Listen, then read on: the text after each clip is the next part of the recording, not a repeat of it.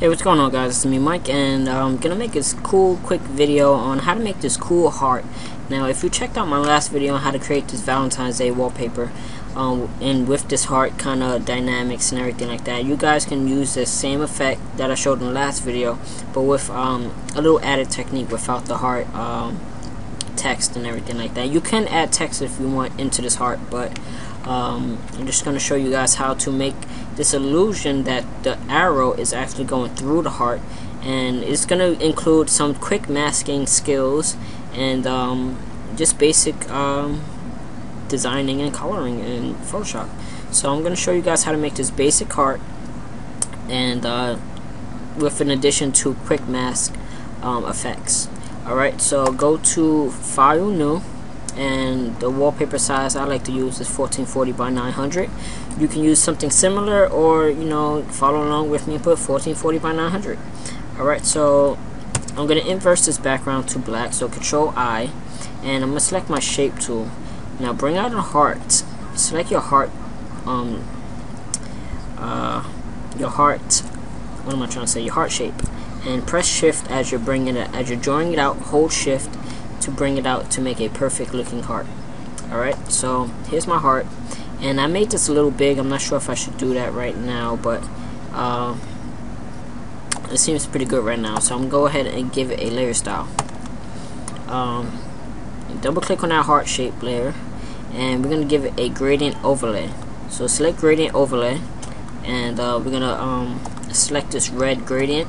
You guys can check this out in the project files on my website. Just go to cmykarts.com and select forum, go to tutorials, and then go to I'm not sure what this tutorial is going to be called.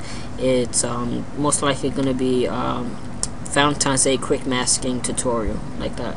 Alright, so project files, the link to my website and this whole tutorial will be in the video description of this YouTube video, so please check that out.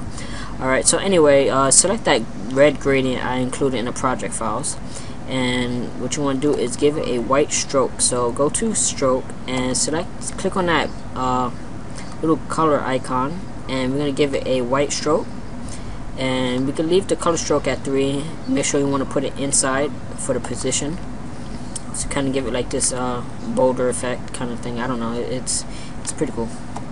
So I'm going to zoom in so you guys can kind of see the effect I'm doing over here. So there's the stroke, there's the gradient, and everything like that. So I just selected inner shadow. And since this is a big heart, the inner shadow might, the settings here may differ from your wallpaper size and the dimensions of the heart and everything like that. So for me, I'm just going to increase the size gradually to see if it looks right. Something where it looks like the edges is kind of is giving more effect to the center of the heart, like that. So I have about 45 here for the size. I decreased the distance to 0, the stroke at 0, and for that you can just leave everything the way it is and press OK.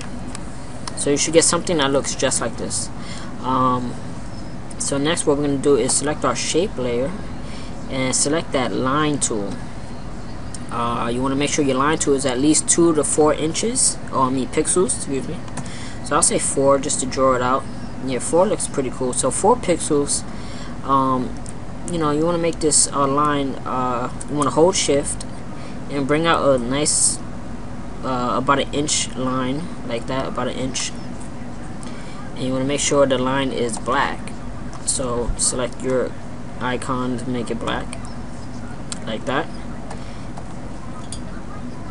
Now once you have your line tool, you want to go ahead and select Edit at the top of the menu, and go to Transform and go to Warp. Now what we're going to do is give it a little arch. So select the drop down and go to Arch. Now what it's going to do is give it like a little arch effect, like that. Now the arch doesn't look too well done, so you can always go ahead and edit it. For the arch we'll probably put like 75 for the arch, something like that, or not even 65. I don't know, sometimes you gotta have to work with it, but 50 might be good. And I'm gonna go ahead and check that to confirm it. So this looks pretty cool. You can go ahead and press Control T to position it something like that, to where the arrow may puncture the heart at one point and end it at another point. So we're going to press Control J to duplicate that arch effect that we made, and we're going to hold Shift and we're going to bring it up, not even like that, we're just going to put it up to almost at the end of the heart like that. And if you want, you can press Control T to turn that around like that, so it's like the exit wound of the heart like that. So once you have those two, alright, so we're gonna give it a drop shadow. So double click on one of the shape layers. It seems to be the one we just recently added, the second arch. So we're gonna give it a drop shadow. I believe this is it. Which one is it? Okay, it's this one. So I'm gonna go ahead and zoom into that heart arch. So just go over here. There we go. So as you can see, there's the arch that we have. And I'll go ahead and edit it. So I'm gonna decrease the distance to 0 because I don't want that distance right there. And we're gonna actually, what we can do, instead of editing it right here, we can actually move the drop shadow like that. So as you can see, the distance increases, but you want to make sure the distance is you know, looking for really far away. So I'm gonna increase the size to about 10 like that, and maybe the spread to 2 like that, and for the distance we can put 6 like that. And I'm gonna zoom out to kind of see if it looks alright. It looks a little distant from the actual arch, so we can kind of place it in a little bit more. Maybe for the opacity, we can increase the opacity up to 100, and maybe put the blend mode to normal. We could take away that global light, use global light. We don't really need that, and kind of nudge it a little bit like that. Alright, so that looks pretty cool. We can always edit it afterwards, and we could do the same thing to shape layer number 2. And since I disabled the global light, it enables me to alter this drop shadow without affecting the other drop shadow. So think of it as a sunlight that's pointing down in this heart. When you alter one shadow, or alter the ray of the sunlight, it alters the drop shadow. So, you know, without the use of global light, then we don't need to worry about the other drop shadows we apply to different shapes. Alright, so this one looks pretty good. So I'm put the size to about 10, maybe even 8. Kind of gonna make it bold. Opacity to 100, and the spread to 2 like that, and it looks pretty good. I'm just leave it like that. So we're gonna edit that a little bit later. So once we have our drop shadows, we're cool. Now we're gonna go ahead and select our shape, custom shape tool. We're gonna go ahead and select an arrow from our arrows shape layers. Shape tools. So if you don't have that, just go down, select the little arrow at the top, and select arrows. So we can just go ahead and select different arrows. I don't want to append the shapes because I already have a whole bunch of cool shapes I have here. So select the cool arrow. I selected this one last time, so I'm gonna do it again. And hold Shift and bring up an arrow like that. So a nice big enough arrow. And bring that out. And press Control T to transform it. Rotate it just a little bit. And this is when I said that the size of the heart and the actual image itself may, you know, you may need to alter it a little bit. So we're gonna rotate it to where it looks like it's, you know, going into one side of the heart and out the other. And this is where you can use this transform tool to kind of manipulate the arrow to where it looks thin, and you know, it looks good enough to go in and out the heart like that. Gonna expand it a little bit like that, and do the same to the bottom. Kind of expand it a little bit outward, or maybe even decrease the size a little bit like that, and press enter. So now that we have that, you know, situated, we're gonna move these puncture endpoints without affecting the heart itself. So I kind of moved it a little bit, so I'm just press Control Z to undo that. We're gonna actually lock this heart layer, so we don't move that layer at all. So we're gonna go ahead and lock that layer, and like I said, we're gonna move these puncture endpoints after we move without affecting this heart. Seems like I selected more than one layer, so make sure you select the layer that you want to select. We select the endpoint. I'm gonna zoom in for you guys.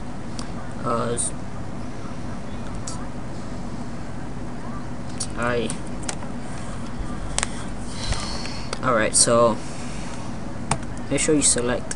Make sure if the auto select is on too, so that way you can select the shape.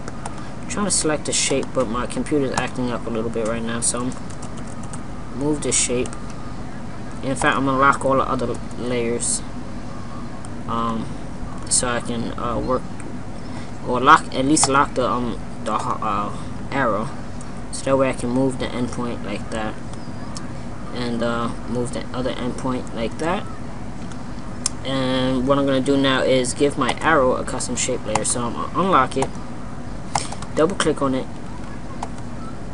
Alright, so now I'm going to go to gradient overlay and give it like a nice soft blue color. You can find this blue color in the project files as well. So select a nice blue one. If you want, you can go ahead and create one. I posted a video of that on YouTube a while back, so you guys can check out my YouTube videos. So I'm going to select something really light, give it an inner shadow, decrease the distance, increase the size to about 10, give it a stroke, and stroke can be inside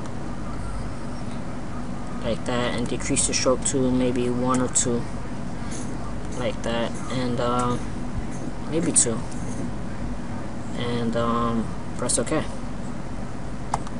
Alright, so cool. Now that we have this arrow and it doesn't look like it's, you know, puncturing the heart at all, we're gonna go ahead and select that arrow shape and select this button right here next to the effects tab and select, you know, it's called quick mask. So what we're gonna do is go ahead and quick mask. So we're gonna select our brush, our eraser tool, and it's set to 20 pixels, which is okay. We're gonna go ahead and zoom in. Now remember, this is the 2 basic things you want to remember, or yeah, 2 basic things. The white, the foreground and background colors. The white means it's gonna erase. The black means it's going to, you know, like replenish or, you know, add to it. So if you go ahead and erase like that, you know, this is an effect layer, so it's gonna look distorted or whatever like that. So it's gonna, you know, erase it essentially. But once you switch it, the colors to black, you can paint back in what you erased. So as you can see, I'm go ahead and adding back to what I erased like that. So, you know, that's the advantages of quick mask. When you can erase, it looks like you're erasing, but you're actually working on a mask of your layer. So if we go ahead and look like we erased it, and if I disable that layer, or just, you know, disable it, you can kind of see where where I erased and stuff like that. So go ahead and enable it again and deselect. Alright, so I'm just gonna undo everything I just did like that, and we go ahead and make sure everything is erased. Zoom out so we kind of see what we're doing, and go ahead and select, make sure we're doing it right.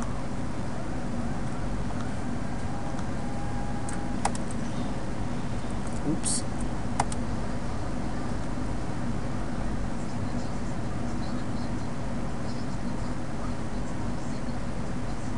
Just like that, and then you kind of get the effect. that, you know, your heart is going through the quick mat. I mean, going through the heart like that. So you go ahead and link the 3 layers, so that way you can angle it somewhere on the heart where it, you know, looks appropriate. So like that. If it looks good like that, then you're good.